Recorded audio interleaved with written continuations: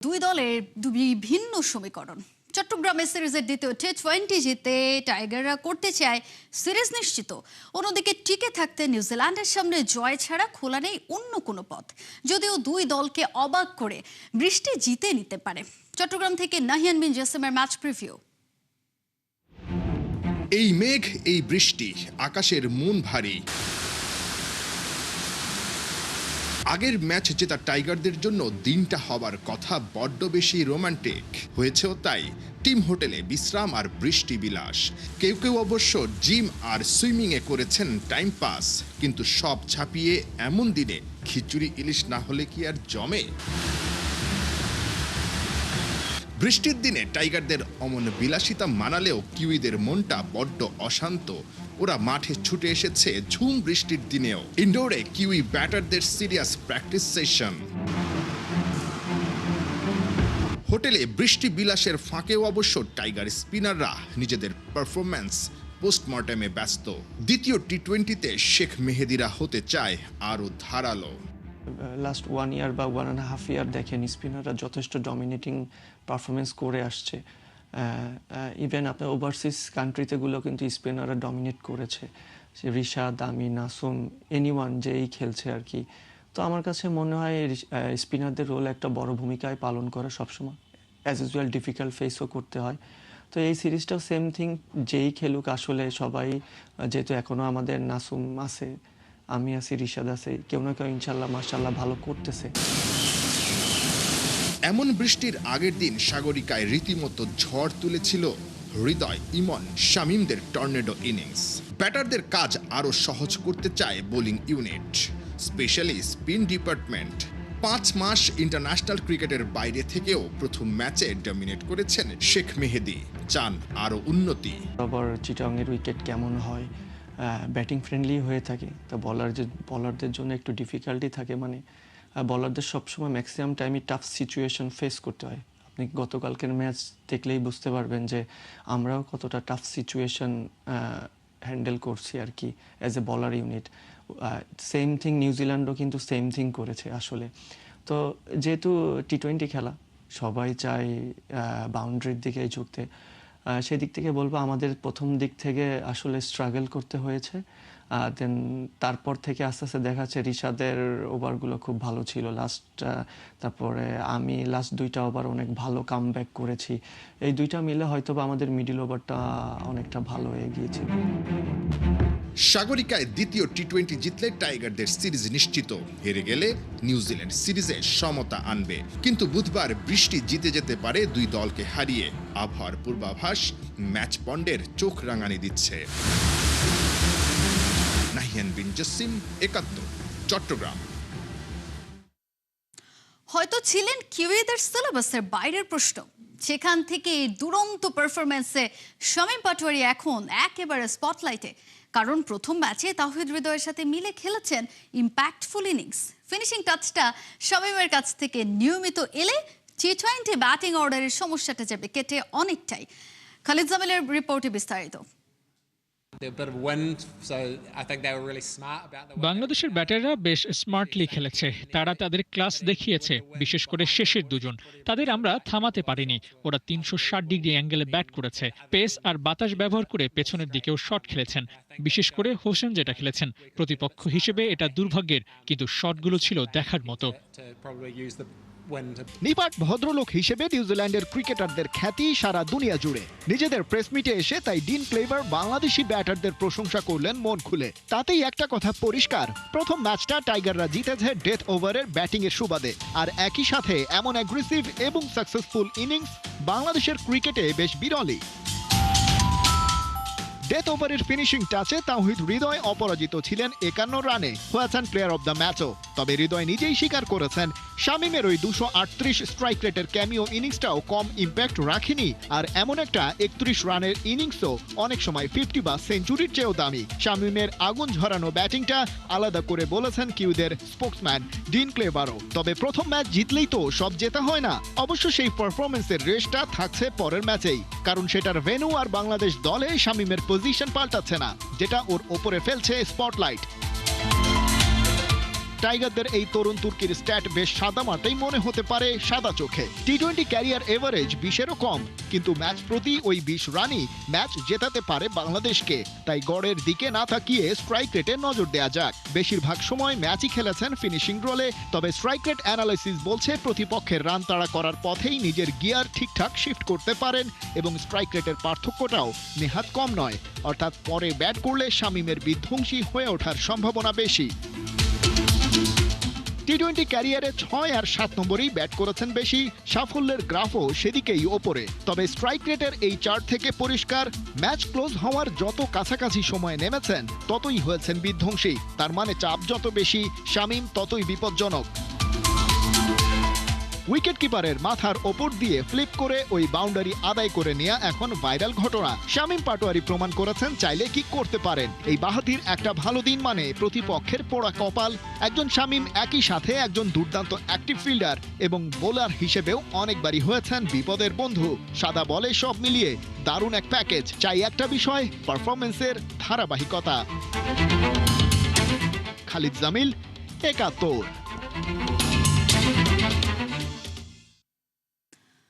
গামিনের বিদায়ে negative পিচের দিনও এবার শেষ। নয়া প্রধান পিচ কিউরেটর টনি হেমিং এর উইকেটে মুগ্ধ ক্রিকেট সংশ্লিষ্ট সবাই। বিসিবির গ্রাউন্ডস কমিটির প্রধান রফিকুল ইসলাম বাবু বলছেন, স্পোর্টিং পিচে মজবুত হচ্ছে ক্রিকেটারদের স্কিল। টনির মেধা ভিন্নভাবে কাজে লাগানোরও ছক আঁকছেন তারা। সাইফুল রূপকের রিপোর্ট। এ কেমন পিচ, ফুটেজ কথা বলে। গামিনের বাজে উইকেট দেখে বিরক্ত হয়ে নানা সময় সংবাদ সম্মেলনেও ক্ষোভ ঝাড়েন সিনিয়র ক্রিকেটাররা। 10-15টা ম্যাচ খেলে এরকম পিচে যে কোনো একটা ব্যাটসম্যান হলে তার ক্যারিয়ারটা শেষ হয়ে যাবে, এটা খুবই স্বাভাবিক। 10টা দিন কোনো খেলা হয় নাই, 10 দিন খেলা হওয়ার পর এই উইকেট, এটা সেই উত্তর দিতে পারো। স্পিন মানে লাইক অস্ট্রেলিয়ার সাথে টেস্ট ম্যাচে যেমন হচ্ছিল, সাদা বলে এরকম হচ্ছে। বছরের পর বছর ধরে গামিনের লো টার্নিং পিচে খেলে ব্যাটারদের 12টাই বেজেছে। তার আমলে টাইগারদের বড় জয়গুলো হয়েছিল প্রশ্নবিদ্ধ।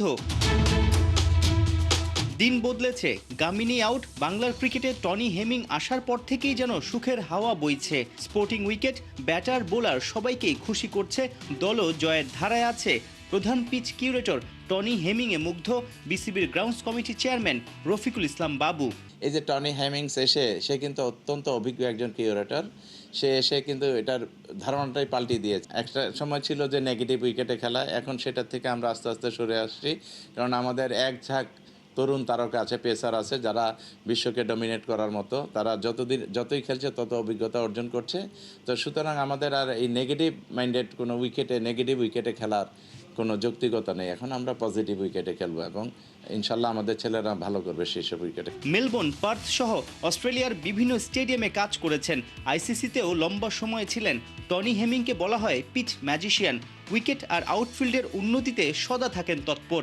জানা গেছে এই অস্ট্রেলিয়ানের অধীনে দেশি কিউরেটর এবং মাঠ কর্মীরাও মন দিয়ে কাজ করতে পারছেন।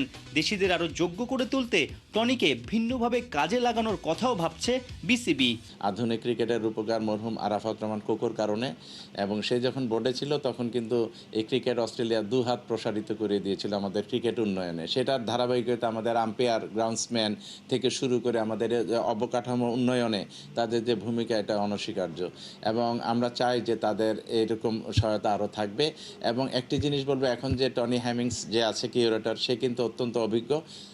আমার ধারণা বাইরে থেকে না আনলেও তার সাথে আমি কথা বলে যেটা বুঝেছি, সেও যদি মাঝে মাঝে এই কোর্সের ব্যবস্থা করে অফ টাইমে, বিশেষ করে যখন খেলা থাকবে না, বাংলাদেশের কিউরেটর গ্রাউন্ডসম্যানরা অনেক অভিজ্ঞ হবে এবং তাদের সেই ক্যাপাবিলিটি আছে। দ্বিতীয় মেয়াদে টনি হেমিং বাংলাদেশে আসার পর টানা 3টা ওডিআই সিরিজ জিতেছে টাইগাররা।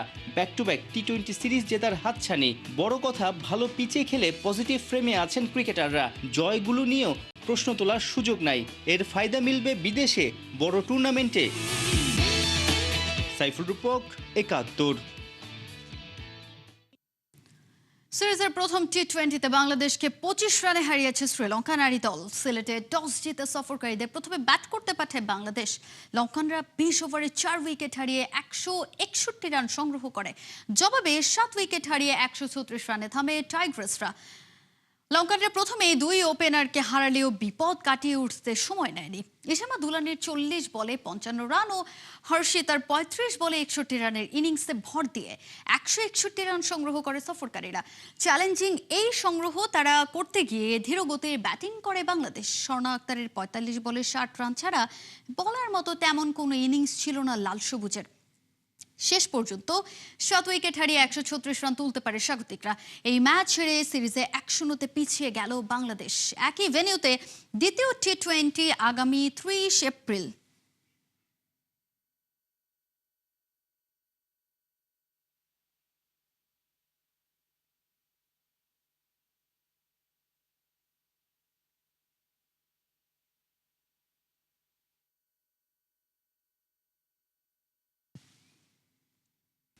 এবারে দেশের ফুটবলের খবর জানাবো। বাঁচা মরার ম্যাচে শেষ রক্ষা হলো না আবাহনী লিমিটেডের।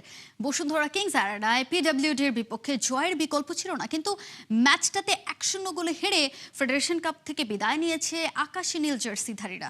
প্রথমার্ধে গোলশূন্য অবস্থাতেই বিরতি যায় দুই দল, কিন্তু সেকেন্ড হাফের 66 মিনিটে আব্দুল্লাহর একমাত্র গোলে পরাজয় মেনে নিতে হয় আবাহনীর। 4 ম্যাচে মাত্র 4 পয়েন্ট নিয়ে মারুফুল হকের জার্নি থেমে যায় এখানেই।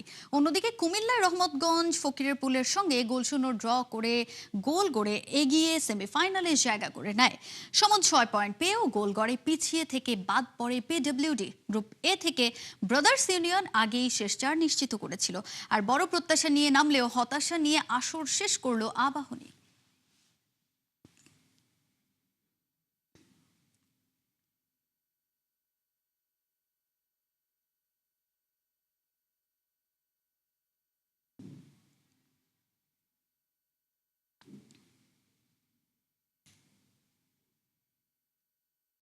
আর্ডেনের হ্যাটট্রিকে বাংলাদেশের ইতিহাস। নারী এশিয়ান গেমস হকির বাছাই পর্বে প্রথমবার খেলতে গিয়ে ফাইনাল নিশ্চিত করেছে লাল সবুজ। সিঙ্গাপুরের বিপক্ষে দাপুটে পারফর্ম করেছে নাদিরার দল।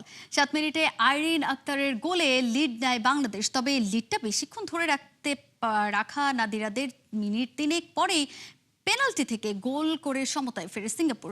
লিড নেয়ার সুযোগটা অবশ্য আবারও এসেছিল বাংলাদেশের। অধিনায়ক নাদিরা পেনাল্টি মিস না করলে ব্যবধানটা হতো আরো বড়। শেষের চমকটা অবশ্য দেখিয়েছে বাংলাদেশি।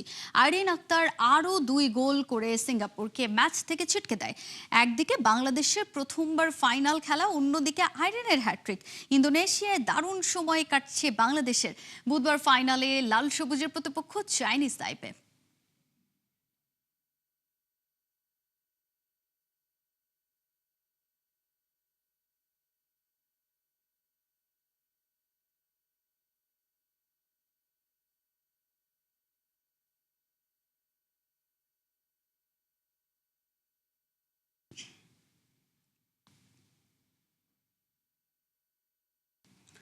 চ্যাম্পিয়ন্স লিগের সেমিফাইনাল আর সামনে পিএসজি বনাম বায়ার্ন মিউনিখ। উত্তেজনার পারদ চড়াতে নাম দুটোই তো যথেষ্ট। প্যারিসের পার্ক দ্য প্রিন্সেসে প্রথম লেগে রাত 1টায় মুখোমুখি ডিফেন্ডিং চ্যাম্পিয়ন পিএসজি আর সদ্য বুন্দেসলিগা জেতা বায়ার্ন মিউনিখ। একদল চায় ইউরোপের বুকর ধরে রাখতে, আর এক দল ফিরতে চায় 2020 সালের সেই সোনালী স্মৃতিতে। হাই ভোল্টেজ এই লড়াইয়ের আগে দুই দলের প্রস্তুতি, শক্তি আর কৌশলের গল্প জানাচ্ছেন জুবায়ের নূর।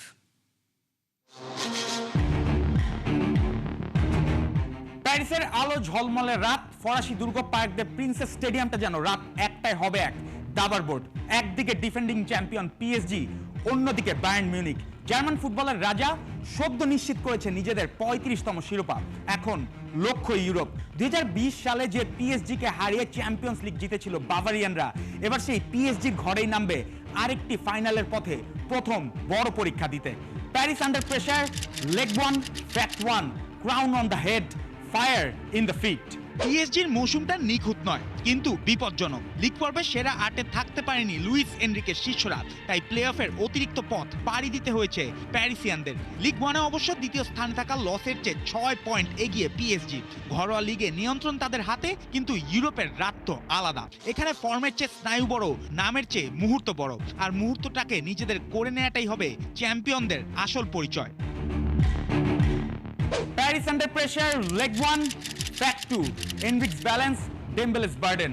লুইস এনরিকের পরিকল্পনা পরিষ্কার, বল দখল, দ্রুত ট্রানজিশন আর দুই প্রান্ত দিয়ে আঘাত।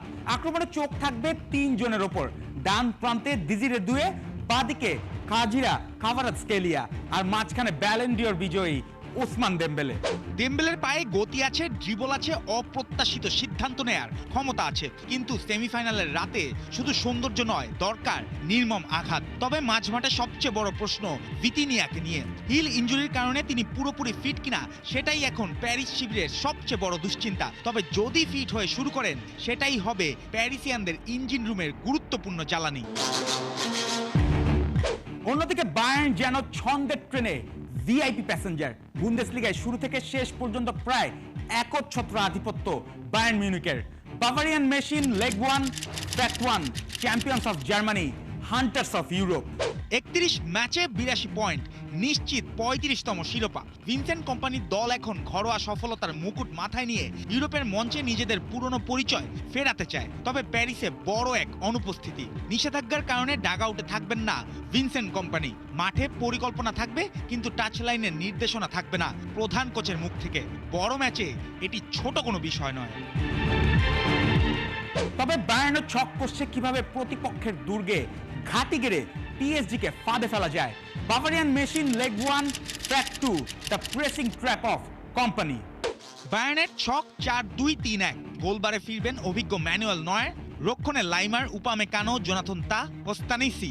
মাঝমাঠে জশুয়া কিমিক, আলেকজান্ডার পাভলোভিচ। একজন মস্তিষ্ক, আরেকজন ভারসাম্য। সামনে Michael Olise, Jamal Musiala, Luis Diaz. 3 জনের ভেতরে আছে গতি, কারিগরি আর পজিশন বদলে প্রতিপক্ষকে বিভ্রান্ত করার ক্ষমতা। আর সবার সামনে হ্যারি কেইন। পিএসজির রক্ষণ 1 সেকেন্ডের জন্য ঘুমিয়ে পড়লেই কেইন সেই ঘুমকে দুঃস্বপ্ন বানিয়ে দিতে পারেন।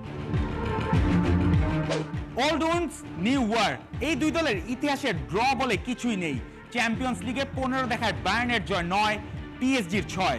শেষ 4 ম্যাচেই জিতেছে বায়ার্ন। 2024-25 মৌসুমের লিগ পর্বেও পিএসজিকে 1-0 গোলে হারিয়েছিল জার্মান জায়ান্টরা। আর সবচেয়ে বড় স্মৃতি 2020 সালের ফাইনাল। পিএসজির চোখে এখনো সেই রাতের কষ্ট, বায়ার্নের মনে এখনো সেই রাতের গৌরব। 1 গোলেই মুকুট গিয়েছিল বায়ার্ন মিউনিখে। এবার মঞ্চ ফাইনাল না, তবে সেমিফাইনালেই পিএসজি চাইবে বদলা নিয়ে ইতিহাস বদলাতে, আর বায়ার্ন চাইবে ইতিহাসকে আবারও নিজেদের পক্ষে দাঁড় করাতে। জুবায়ের নূর, 71।